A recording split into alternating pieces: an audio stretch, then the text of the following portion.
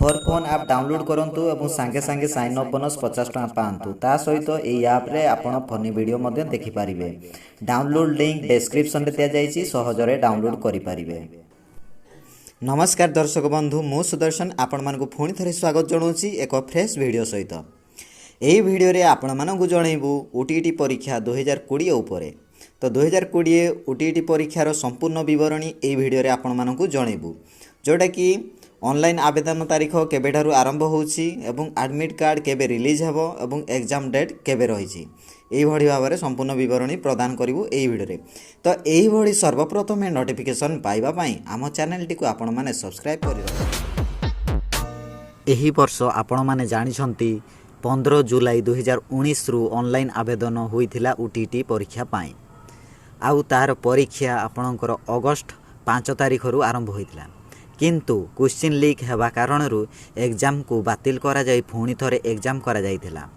परिशेष रे OTT result संपूर्ण भाव में नवेम्बर मासरे प्रकाश पाइथिला। एते सबु घोटालार कारण आपण माने भलो भाव में जानिथिबे, मु न कहिबा भलो हबो।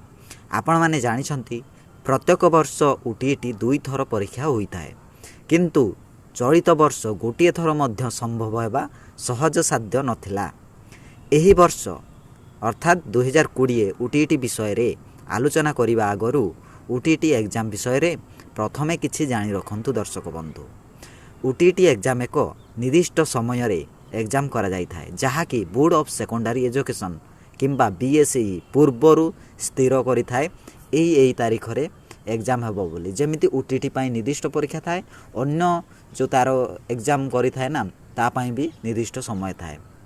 तो जेकोसी भी परीक्षा हुए जमीक आमर ओटीटी परीक्षा तार निर्दिष्ट समय से स्थिर करि थाए कि एई समय रे से एग्जाम करिवो बोली। BSE board of secondary education जो समय रे स्थिर करि थाए एग्जाम पाई सेही समय रे ही ओटीटी परीक्षाटी होई थाए। एही सब जदि डिटेल्स एई भड़ी आलोचना करिबी भिडियोटी लंबा होई जिवो, तेणु एई सब को एतिकी रे रखी 2020 ओटीटी विषय रे आलोचना करिबा। तो आपण माने वीडियोर थंबनेल ले ऑलरेडी देखि सारी चंती।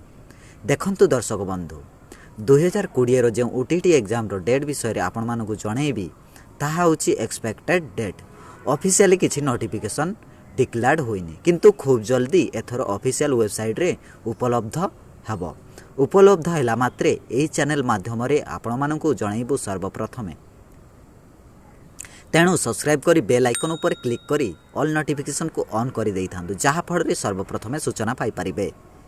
किछि दर्शक बंधु वीडियो रे कमेंट करथिले, जो पूर्व वीडियो आमे अपलोड करिथिलु, तो से वीडियो रे किछि हमर दर्शक बंधु कमेंट करथिले कि सर 2020 रे ओटीटी एग्जाम केबे होई पारे। तो एई उद्देश्य रे दर्शक बंधु एई वीडियोटी करा जायछि। तो एठी कहि रखिबु दर्शक बंधु, जो माने ओटीटी पई प्रिपरेशन होउछंती तो भल भाव में एबेठारु आपण माने पाठ पढ़ा प्रति मन बढ़े दिंतु, जेमिति कि एई वर्ष आपण माने निश्चित भाव में क्वालिफाई करेंगे। विशेषकर जो मैंने सीटी बीईडी वर्तमान कंटिन्यू रे अछंती, एही एग्जाम तो शिक्षक नियुक्ति पई कंपलसरी। आउ जो माने कि पूर्वर क्वालिफाई करि नाहंती बट एग्जाम फेस करिथिले से माने मध्य एबे चेष्टा करंतु, जेमिति 2020 वर्ष रे ओटीटी 100% क्लियर होई जिवो।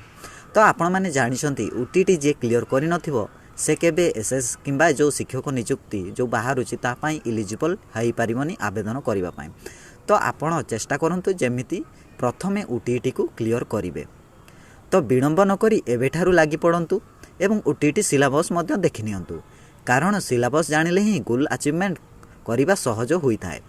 तेबे जो डेट एक्सपेक्टेड करा जायछि देखि नियंतु, आपण को आमे देखि दउछु मोबाइल स्क्रीन। तो देखि नियंतु आपणकर ऑनलाइन आवेदन तारीख आरंभ होउछि 3rd वीक ऑफ जुलाई मासर तृतीय सप्ताह रे, एवं लास्ट डेट अप्लाई रहउछि ऑनलाइन रो, जोटा कि लास्ट वीक ऑफ जुलाई मास शेष सप्ताह आपणकर अप्लाई तारीख शेष होई जिवो।